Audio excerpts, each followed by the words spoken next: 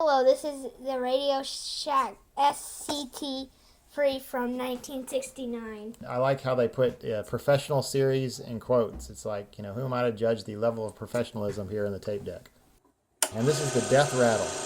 As you can tell, when I hit fast forward, the death rattle goes away. This thing remains a true professional, and actually the play function still works. Yeah, different death rattle. Anyway, the fact that it works after, it's 48 years old. It's been in storage without air conditioning or heating for the past 4 years. So, it's pretty professional. It's been in like a shed for years with an old TV that we did back when I was little. This is one of the first tape decks I ever used when I was little back in the 1980s. I used it to record some tapes before I had my own stereo, and it's not, the highest quality, but it's respectable. You have to plug it in? Yes. Oh, man. Well, it has power. It's not battery powered.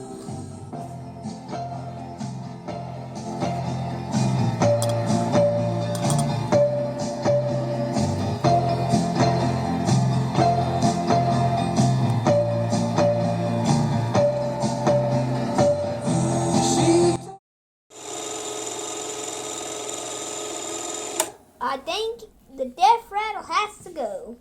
Let's take a look at what's causing the death rattle. Open it up. Yep.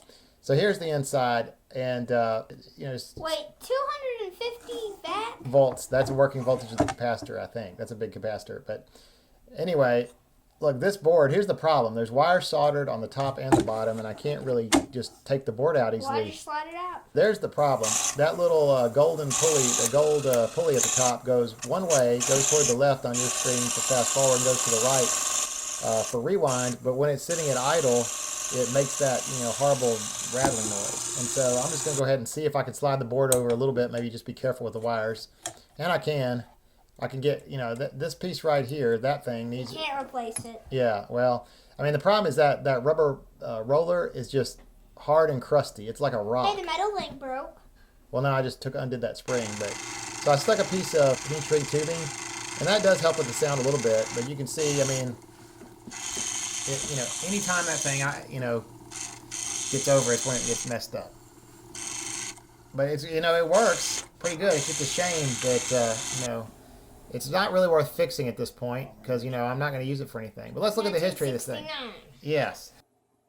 This deck was first available in 1969. Yep. It was the only real tape deck that they offered because everything else had speakers and an amp with it, or was, they saw a lot of reel-to-reel at that point. In this 1970 Radio Shack catalog, they introduced this dancing couple, which I guess makes it a little less professional.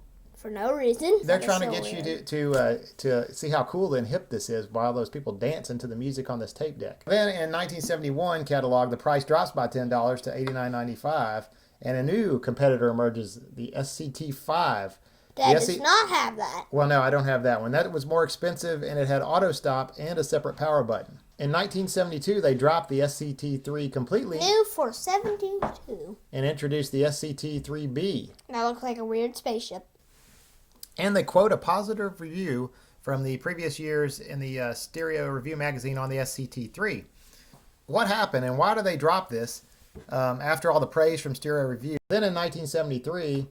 they still offered it, but started to edge in some more competitors. Whoa, that top one is like $199. Yeah. Look at the logos. The SCT-3 has a Radio Shack logo. The SCT-3B has an ARS logo, despite the fact they're both realistic. New Shack buys Allied Radio. Allied Radio, yes. As it turns out, in 1970, a company called Allied Radio and Allied Electronics was bought by Radio Shack. There's an Allied combo stereo down there that came out of the 1970. It's like a tape recorder. It's like a tape recorder half record player. Yes, yeah, but look at it. It is so weird. It looks almost the same. Now the counter's in a different place. It's got a big Allied on the cover. So the reason I got interested in this tape deck and did some research is that little piece of wood over there is tacked onto the side of the record compartment. This is my dad and your granddad's old stereo, and so he was able to use this little hack and add that tape deck in there. Then I saw this YouTube video, and somebody did the same thing professionally in this Penncrest stereo. So this Penncrest stereo, they sold the same thing. Now, it had microphone jacks up front, But when I look inside my deck, I can see the holes where they're mounted. So clearly they sold a couple different versions of this tape deck to different manufacturers. But the story doesn't end there. Keeps on going. Yeah. Well, there's a new stereo at Best Buy. yeah. Best Buy, what's that? Anyway, so in 1975, you see the Hitachi 252D, which has a new button layout, front microphone jacks, and a pause button. RadioMuseum.org. It kept the square, boxy shape, and who knows what they did to the internals, but it's clearly a descendant of the original. There's 4 different companies who made all Yeah, these. look at the history of this tape deck. It kind of kept going on and off up until 1975, except for this SCT-3B, which was an offshoot for a while. Which, oh, man. in the end, I guess it's a pretty good tape deck because despite the fact that it's been in storage so long, it still works. Anyway, that's all for now. See you next time for another video.